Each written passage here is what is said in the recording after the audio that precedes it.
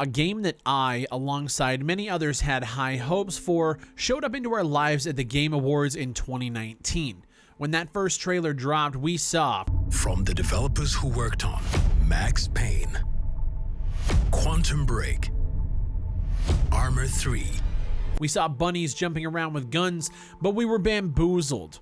A soldier fires a round into the screen to signify that this wasn't a game for children, it was an adult FPS, and we could sign up for alpha that day. In 2019, we were first introduced to 9 to 5, a team-based multiplayer FPS where your main goal was to kill enemies, unlock corporation gear, customize your weapons, and more. The premise for the game was actually really awesome. 3 teams of 3 compete to complete objectives in a round-based system, and the better your team did early on, the better advantages you had in the following rounds. It was being developed by Red Hill Games, which was a new studio comprised of industry veterans, and although the talent was there and the vision seemed promising at first, the studio failed to get their footing in the multiplayer space, and after about 3 years of development, alphas, betas, an early access release in August of 2021, and then a release out of early access about 6 months later in May of this year, the game never peaked over 1,000 players.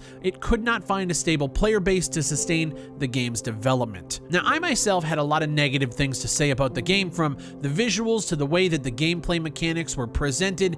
Everything about the game felt too early or rushed and not really thought out to make the experience enjoyable, but I always said that I had high hopes for Red Hill Games, and I really just hope they figured it out. These are some of the people who worked on some of my favorite games of all time. Alas, in October of this year, we received the news that 9 to 5 will be stopping development, with servers being shut down on January 18th of 2023. The developer posted a heartfelt announcement to social media, claiming that they will no longer be developing their own games and will instead focus on working with other game devs on co-developing projects. They also disabled in-game purchases and made all premium skins and bundles free for everyone to use, and they also signed off with this message: "We want to emphasize how grateful we are to you, our community. Our close-knit relationship and connection are very special to us. Your enthusiasm, patience, and support for our game has been overwhelming, and we couldn't have gotten this far without you." And although the game didn't resonate with many, myself included, it does feel bittersweet all the same when you have developers who were clearly passionate about their game be forced to shut it down prematurely and now are no longer pursuing creating their own games.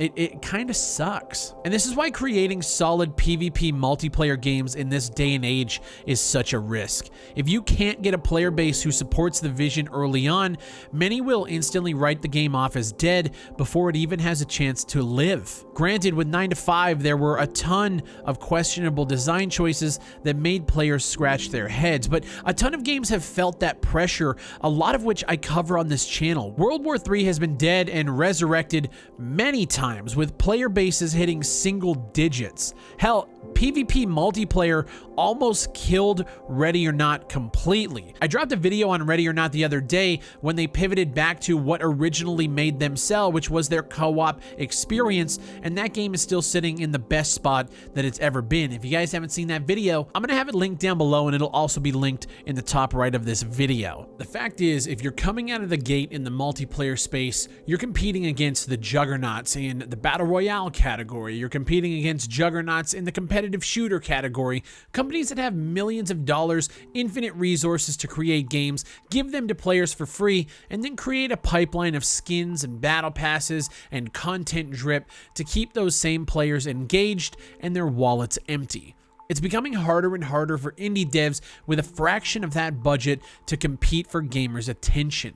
And as developers, you have to fight the urge to create the game that you want to make and instead bend and create the games that you think players might want to see, or try to fill a void in the market that most likely isn't even there anymore. I love multiplayer shooters, and I always said when I looked at 9 to 5, the game could have so much potential, but in order for it to do so, the developers have to change their vision so much that it wouldn't be the same game that they originally set out to make. It just didn't have a place in today's market.